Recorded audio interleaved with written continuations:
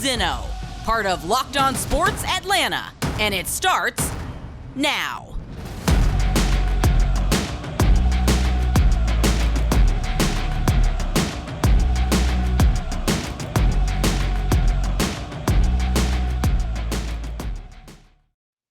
And welcome into another A to Z. John Michaels in for Mark Zinno once again, and hope you guys are having a great Tuesday, or what is today? Wednesday, I guess. With the holidays, my days get a little bit mixed up, but I hope you guys are having a great Wednesday afternoon here in the ATL. It is time for Locked On ATL, the podcast here, as we've got a lot to dive into. Breaking news literally just a little while ago that we'll dive into as to why the Atlanta Falcons are now clearly the worst team in the NFC South. We're going to dive into some conversation around college football, as I do each and every day. What's going on as we get ready for SEC Media Days and some of the things to look forward to there. We'll also talk about how Dansby Swanson potentially could be pricing his way right on out of Atlanta.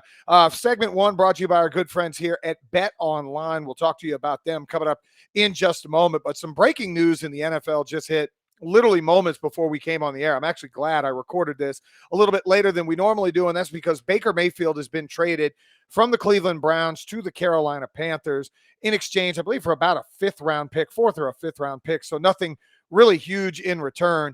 And to me, it signifies clearly the Falcons are now third, and I think we went through the other day. Tampa and New Orleans are kind of the two front runners. It's Tampa, and then it's New Orleans, maybe it's a wild card team. Carolina, team that didn't really have any sort of direction at quarterback. Now you have Baker Mayfield. And the key thing for this whole deal was the fact that you had money being split. Cleveland's going to pay some money for him to go away. And this is where I wish, and I'm going to be fully behind Marcus Mariota and Desmond Ridder and those guys, and hope, that they really come out and have a good year this year for the Falcons, even if it costs them maybe picking second or third and they pick fifth. I'm all about winning football games. I know people will say, hey, we want to lose, we want to lose, we want to lose. That's a fan thing. I worked with the team for 10 years. I traveled with them. I will tell you, to a man, on a 53-man roster, there was not a guy in that locker room that would ever say, hey, we want to lose a football game. So that was not going to happen. But when you look right now, realistically, where this football team is, when Carolina adds a Baker Mayfield, DJ Moore is better right now, currently, than any Falcon receiver on the roster. And we hope Drake London's going to be really good, but I don't know what he's going to give you in year number one. Christian McCaffrey is head and shoulders, when healthy, above any running back that the Falcons have on the roster. So barring injury, you'd have to assume that Christian McCaffrey is going to be good. Their offensive line equal or better than what the Falcons are going to trot out. Although I am one guy that is fairly positive that with Chris Lindstrom, Caleb McGarry, a guy who looks like he's in better shape, Jake Matthews, your stalwart at left tackle, that the two interior positions have to get better just based on the fact that they are playing together for a second year in a row in the same system. It needs to be either Matt Hennessy or Drew Dahlman. I don't need to see the crap that we saw a year ago when you had guys literally, rotating in and out of series, which just doesn't happen in the National Football League. And I think Jalen Mayfield, with some competition to be pushing him, whether it's Justin Schaefer or Georgia or some of the free agents that they added, I think the offensive line will be better. That being said, Carolina probably better on the offensive line. Carolina definitely better defensively. And we talked yesterday about really all the ills of the Atlanta Falcons, a team that you start thinking about 18 total sacks, didn't really take the football away. Outside of A.J. Terrell and Grady Jarrett, don't really have premier defensive players at any position. I say that to say Carolina now with Baker Mayfield is stabilized. Now, what do they do with Sam Darnold? Who knows? They gave up a bunch, I think a second, a fourth, and a sixth, and paying some money to Sam Darnold. I think this is the last year of his deal. Do you let him stick around and have an open competition? Whatever. It's Baker Mayfield's job as the former number one pick. And for Cleveland, as we kind of dovetail down into where this affects a little bit of everybody, my goodness, Cleveland better hope that the NFL does not suspend Deshaun Watson for the entire year, because if not, they've basically just given away a year. No disrespect to Jacoby Brissett, but he's not in that pantheon of quarterbacks that's going to get you into the playoffs.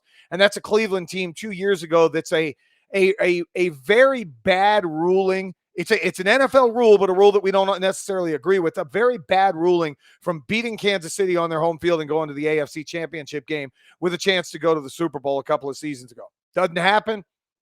Whatever. Cleveland's now hoping that Deshaun Watson only gets 6 or 8 games and potentially comes back. Again, this goes back to the Falcons and where they are at as a franchise and how disappointing it has to be this year. We'll continue the Falcons conversation, but a quick word from our good friends at BetOnline.net, your number one source for all your betting needs and sports info. If you want to place over-unders, you want to go in and bet on how many yards somebody like Marcus Mariota will throw for, how many yards Drake London is going to do, you could potentially do that right at BetOnline.net. The best spot for all your sports scores, podcasts, and news this season. You want to head to the website today or use your mobile device to learn more about the trends in action. Bet online where the game starts. I know I don't do a ton of gambling right now, not during baseball season.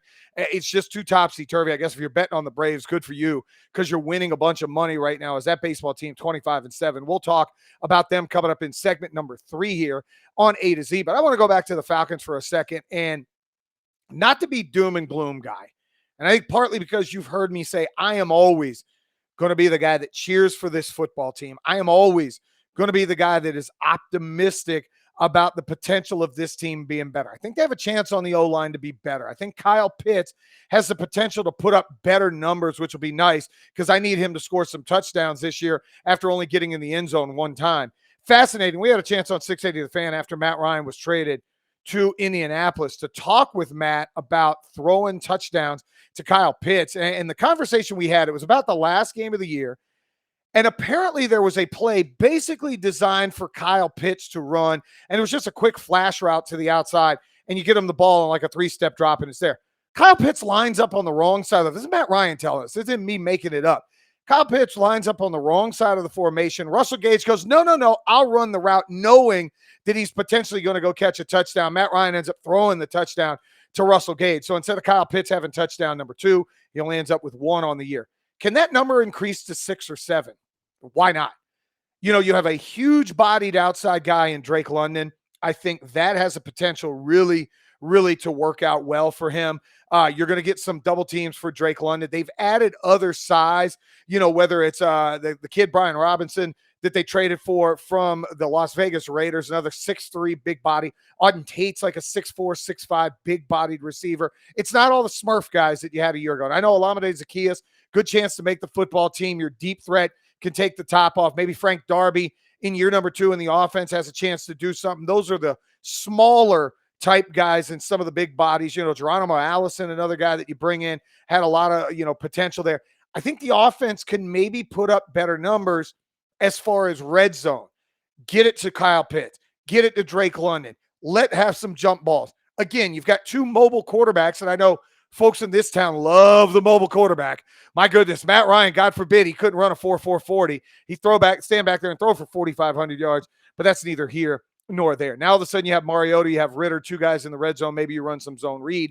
Maybe you run some straight quarterback runs, stuff that potentially could loosen up the defense down in the red zone. But either way, Baker Mayfield going to Carolina. I think, unfortunately, that puts the Falcons in 4th place. And again, if you're a guy that wants to tank, C.J. Stroud, Bryce Young, Tyler Van Dyke, Will Levis, the names go on and on at quarterback. There potentially could be 4 or 5 guys at the top of this draft to go in the top 10 or 15, so the Falcons may have their pick. Again, if Desmond Ritter or Marcus Mariota don't work out. We'll come back. What's going on with the Atlanta Braves and why Dansby Swanson could be pricing himself right out of Atlanta. It's John Michaels at John Michaels U in for Zinno here on A to Z.